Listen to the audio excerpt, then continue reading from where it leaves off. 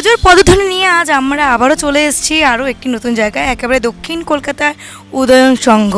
আমরা সকলেই জানি যে কলকাতা পুজোর মধ্যে এটিও কিন্তু একটি বড় পুজো, এবং এখানে এই বছরের থিম কি সেটা অবশ্যই তো আপনার জন্য রয়েছে। এবারে কিন্তু এখানকার থিম হচ্ছে একান্নবর্তী, যেখানে আমরা এখন একান্নবর্তী পরিবার দেখতে পাওয়া একেবারে ভুলতে বসেছি। সব জায়গায় ভাঙন ধরেছে, ছোট ছোট ফ্ল্যাটে সবাই চলে এসছে, সেখানে একান্নবর্তী থিম কিন্তু এই উদয়ন সংঘ।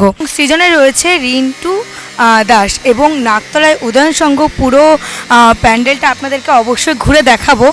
তবে আপনাদেরকে জানিয়ে রাখি, একান্নবর্তী পরিবার এখানে কিন্তু বেশ কিছু কিছু সুন্দর সুন্দর লেখা রয়েছে, যেগুলো আপনাদেরকে দেখাবো। এবং পাশেই দেখতে পাচ্ছেন পুরো কলকাতার মানচিত্র রয়েছে এখানে।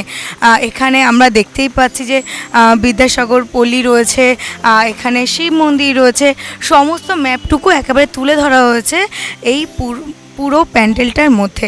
এবং আপনাদেরকে আরও সামনের দিকে আসলে দেখাবো, এখানে কিন্তু লেখা রয়েছে, বিশেষ করে একেবারে আমার বাঁ পাশে দেখাবো, বড় ঠাম্মা তুলসী তলায় সন্ধ্যাবেলা প্রদীপ জ্বালায়।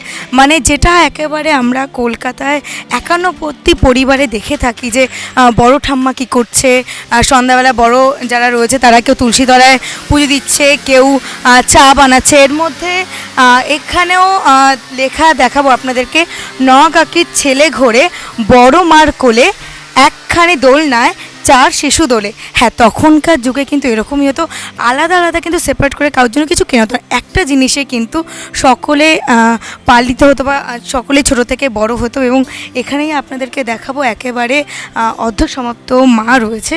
মাকে দেখতেই পাচ্ছেন যে মারও কিন্তু এখানে রূপটা একটু আলাদা বলার কারণটা দেখতেই পাচ্ছেন, এখানে কিন্তু মায়ের পায়ের কাছে কিন্তু মহিষাসুর নেই। এবং যেহেতু একান্নবর্তী পরিবার, সেক্ষেত্রে কিন্তু অবশ্যই প্যান্ডেলটা একটু অন্যরকম হওয়ার কথা। এখানে কিন্তু প্রতিটা নিচে কিন্তু হাড়ি লাগানো।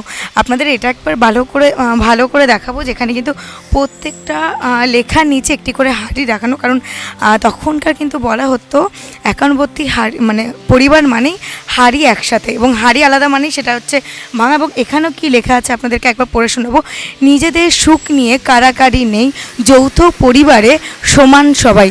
মানে যৌথ পরিবারে কিন্তু কারোর নিজস্ব বলে কিছু থাকে না, সমস্তটুকুই সবাই সকলের জন্য করে থাকে, এবং সবাই কিন্তু সকলের জন্য ভাবে। এবং এই পুরো মন্দিরটা তো অবশ্যই আপনাদের জন্য থাকছে। এবার আমাদের এই পুজোর পদধ্বনিতে কিন্তু আমরা এই মুহূর্তে রয়েছে একেবারে নাকতলার উদয়ন সঙ্গে। এবং এইবারে কিন্তু বারবার বলছি, এখানের এবার থিম কিন্তু একান্নবর্তী পরিবার।